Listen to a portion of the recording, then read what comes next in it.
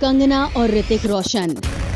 ऋतिक रोशन और कंगना रनौत के बीच चल रही कंट्रोवर्सी खत्म होने का नाम ही नहीं ले रही। नॉर्मली एक छोटे से गॉसिप से शुरू हुआ ये कोल्ड वॉर अब बॉलीवुड के दो बड़े स्टार्स की बड़ी कंट्रोवर्सी बन गया है। हम डालते हैं इस पूरी कंट्रोवर्सी की हाइलाइट्स पर एक नजर और बताते हैं ऋतिक कंगना का ये झगड़ा कैसे डे बाय डे बड़ा बन गया। तो सबसे पहले शुरू करते हैं कंगना के उस इंटरव्यू से जिससे शुरू हुआ था ये पूरा बवाल।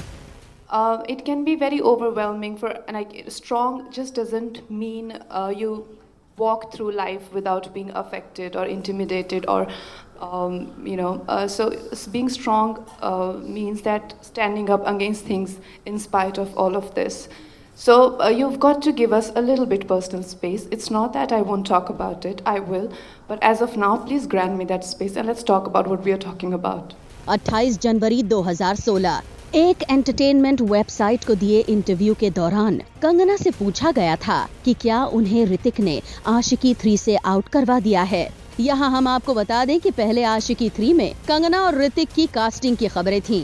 इस सवाल के जवाब में कंगना ने कहा, हाँ मैंने भी ऐसी बातें सुनी हैं। मुझे नहीं पता कि सिली एक्स पार्टनर्स पब्लिसिटी पाने के लिए ऐसी हरकतें क्यों करते हैं। मेरे लिए वो चैप्टर खत्म हो चुका है और मैं पुरानी बात नहीं दोहराना चाहती। कंगना के इस इंटरव्यू के बाद ऋतिक को इतना गुस्सा आया कि उन्होंने ट्वीट करके निकाली अपनी भड़ास। बस इसी के बाद शुरू हुआ दोनों के बीच ओपन वॉर। 28 जनवरी 2016 कंगना के इस इंटरव्यू के बाद ऋतिक ने ट्वीट किया कि इस एक्ट्रेस की बजाय उनका पोप से अफेयर होने के चांसेस ज्यादा हैं। There are more chances of me having had an affair with the Pope than any of the, I'm sure, wonderful women the media has been naming. Thanks but no thanks. Hrithik यही नहीं रुके, उन्होंने कंगना को एक legal notice भी भेज दिया। 16 फरवरी 2016 ऋतिक रोशन ने कंगना को भेजा legal notice asking her to apologize for damaging his reputation through the silly ex quote and also clarify that she wasn't referring to him as her ex. He threatened to sue her for defaming if she didn't comply. इस legal notice का जवाब कंगना ने लगभग 1 महीने बाद दिया, 14 मार्च 2016, जहां Kangana realized that this was nothing but blackmail. Kangana retaliated with a legal notice through her lawyer Rizwan Siddiqui with a 21-page reply, charging him with intimidation and threat under section of the Indian Penal Code. 17 मार्च 2016 कंगना की इस notice के बाद ऋतिक रोशन ने अपना statement release किया, जहां उन्होंने कहा, Anything private that becomes public gives rise to speculation and unnecessary controversies simply because the general public are not privy to the whole truth. Out of respect for everyone involved, I followed the legal path to resolve the matter in question so as to keep it private. It was a breach of ethics to reveal the contents of a private legal notice. Dignified silence is dignified up to a point, but there comes a time when the silence needs to be broken to protect one's name, family and image. The crux of the matter is that the mail ID hroshan@email.com does not belong to me. I had filed a complaint in this regard with Mumbai Cybercrime Cell on 12th December 2014 when I learnt of this impersonator communicating with said person. I have absolutely no connection with this ID. The entire issue stems from a case of identity theft, which has carried over to me. My complaint was reactivated on 5th March 2016 and the crime unit has made headway in tracking this person down. Once that is done, the matter can be laid to rest. And finally, I believe that mental health is a grave and crucial issue which merits serious discussion. I would never address it flippantly nor use it as a personal attack. An allegation to the contrary is a misrepresentation of facts. I was requested to keep silent and I did so for 2 years.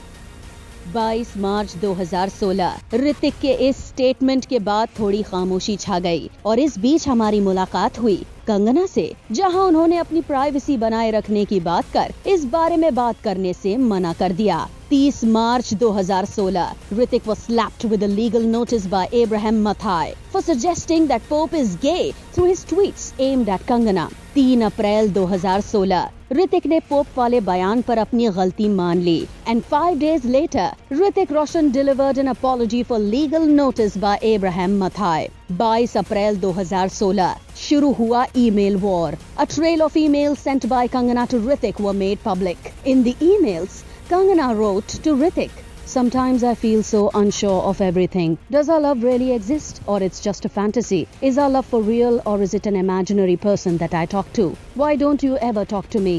If our love is real, then why is it intangible? Real things are tangible, aren't they? What if someday I meet you and you tell me that you haven't received anything? You don't even know me. You never loved me. What will I do then? Will I ever recover from that revelation of that fatal reality? Will I get another chance to start all over again? Or will my life just be a broken dream?" 26 अप्रैल 2016 कुछ दिन चुप बैठी कंगना की एक friend ने एक ऐसी picture online release की जो फिर से बड़ी हेडलाइन बन गई।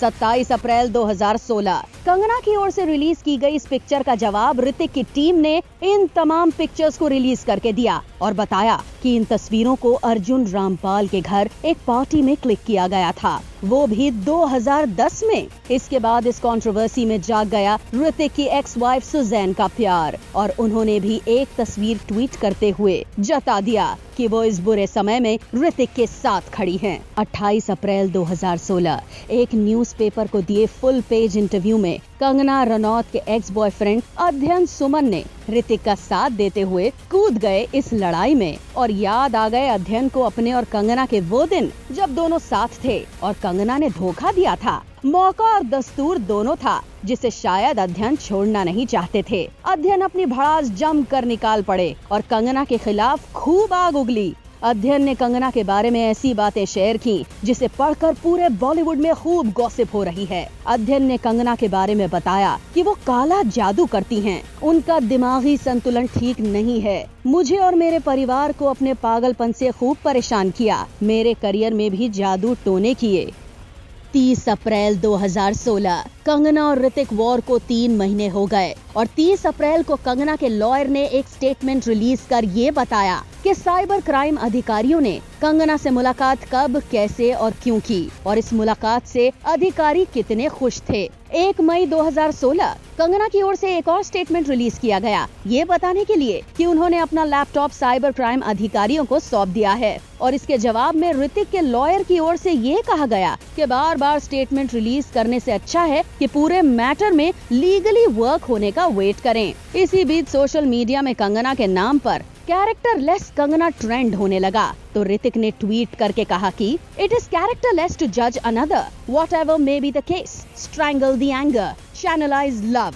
वेल, ऋतिक और कंगना के इस वॉर में अभी और भी बहुत कुछ बाकी है। इस झगड़े की पूरी सच्चाई का अब सबको इंतजार है। हम लगातार आपको ऋतिक और कंगना वॉर के नए एपिसोड्स बताते रहेंगे। For more updates, subscribe to my Bollywood.